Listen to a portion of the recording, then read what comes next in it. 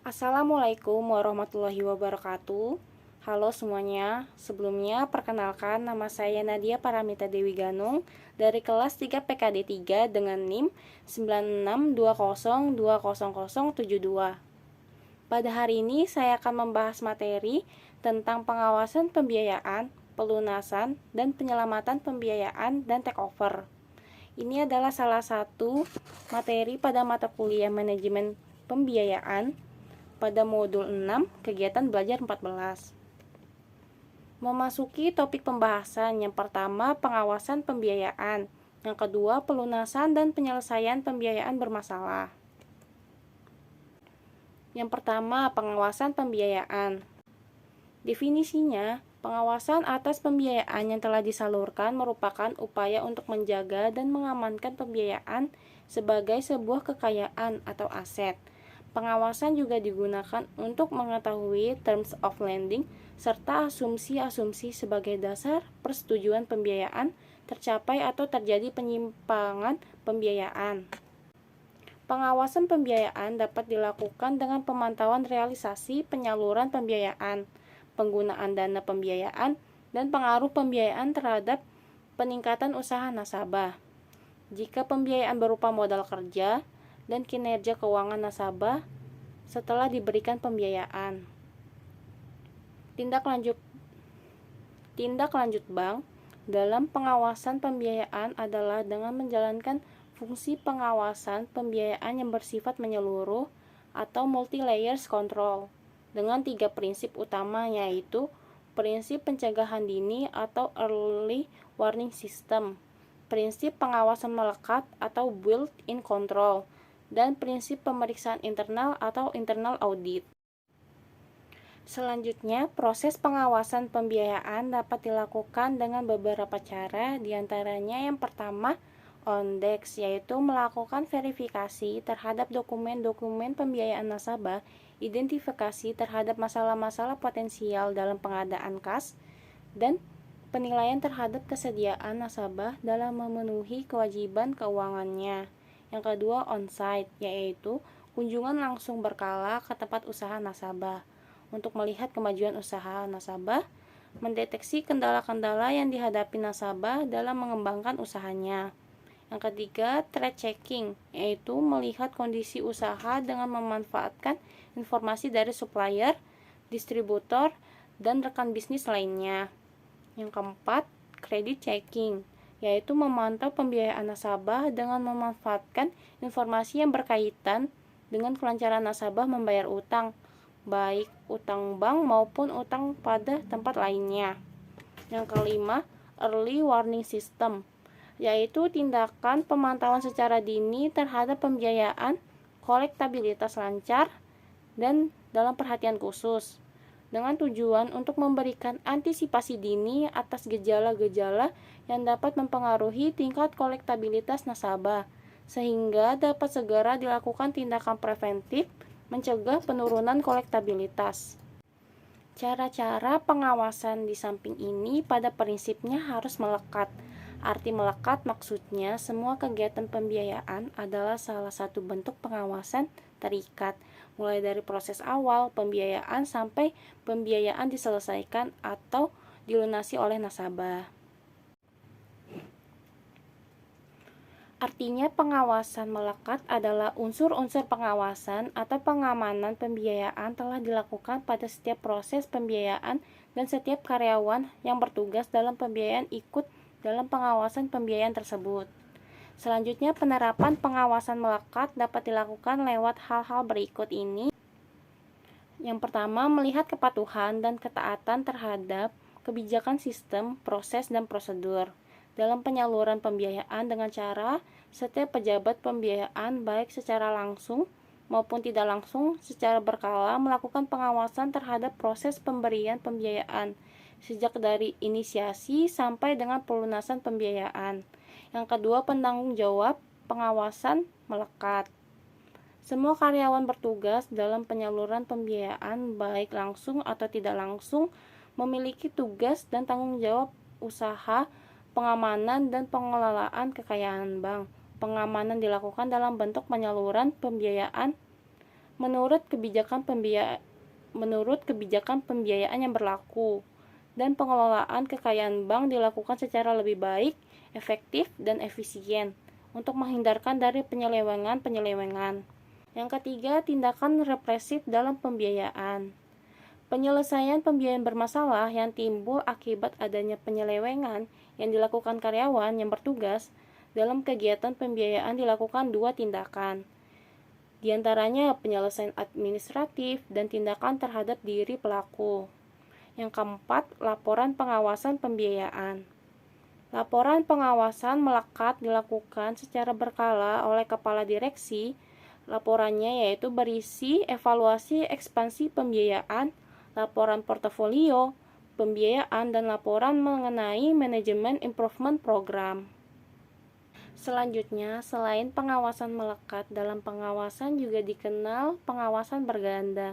Pengawasan berganda adalah pengawasan yang dilakukan oleh dua orang pejabat yang berbeda fungsi terhadap tahapan pemberian pembiayaan. Selanjutnya, selain pengawasan melekat, dalam pengawasan juga dikenal dengan pengawasan berganda.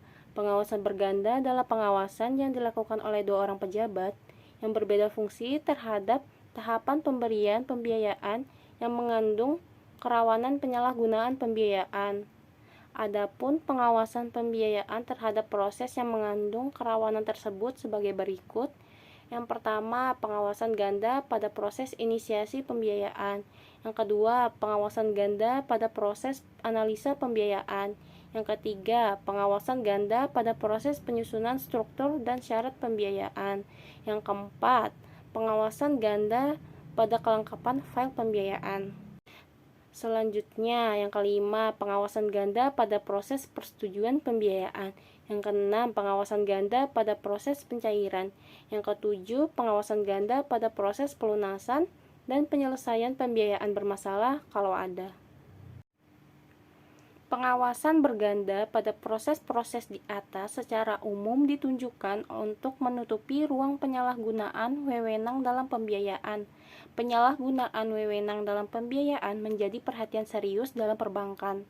Pegawai yang tak amanah jauh lebih berbahaya dalam menyebabkan kerugian perbankan ketimbang nasabah yang gagal bayar. Hal ini dikarenakan pegawai bank merupakan orang yang melakukan segala tindakan atas nama bank dalam penyaluran maupun penghimpunan dana. Untuk meminimalisir adanya praktek penyimpangan dalam penghimpunan dana dan penyaluran pembiayaan, dibuatlah buku kebijakan atau buku SOP atau standar operasional prosedur. Selanjutnya, audit internal merupakan suatu fungsi penilaian yang independen dalam suatu organisasi untuk menguji dan mengevaluasi kegiatan organisasi yang telah dilaksanakan.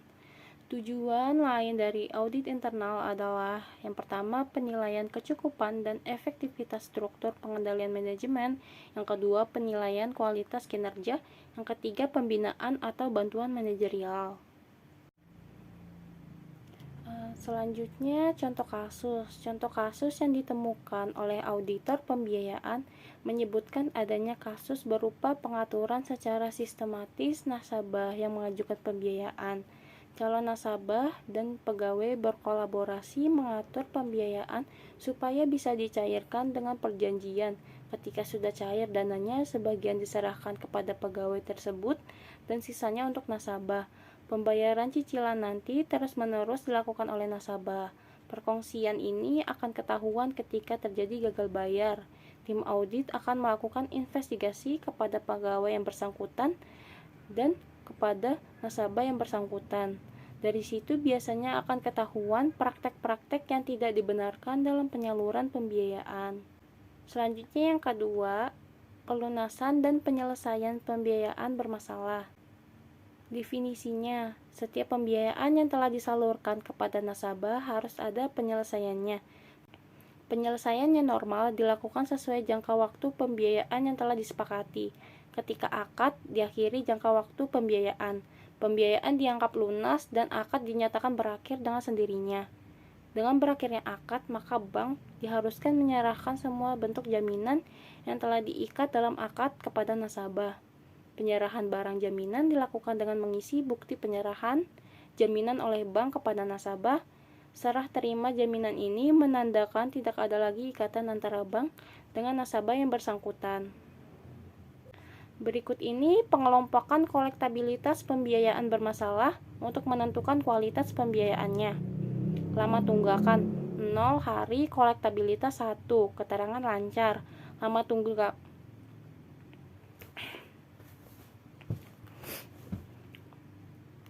Berikut ini pengelompokan kolektabilitas pembiayaan bermasalah untuk menentukan kualitas pembiayaannya. Lama tunggakan 0 hari, kolektabilitas 1, keterangan lancar. Lama tunggakan 1 sampai 90 hari, kolektabilitas 2, keterangan dalam perhatian khusus. Lama tunggakan 91 sampai 120 hari, kolektabilitas 3, keterangan kurang lancar. Lama tunggakan 121 sampai 180 hari, kolektabilitas 4, keterangan diragukan. Lama tunggakan lebih dari 180 hari, kolektabilitas 5, keterangan macet. Jika tindakan ini belum juga bisa keluar dari pembiayaan bermasalah, maka bank mungkin akan melakukan tindakan penyelamatan lainnya, misalnya dengan penjualan sebagian atau semua jaminan pembiayaannya.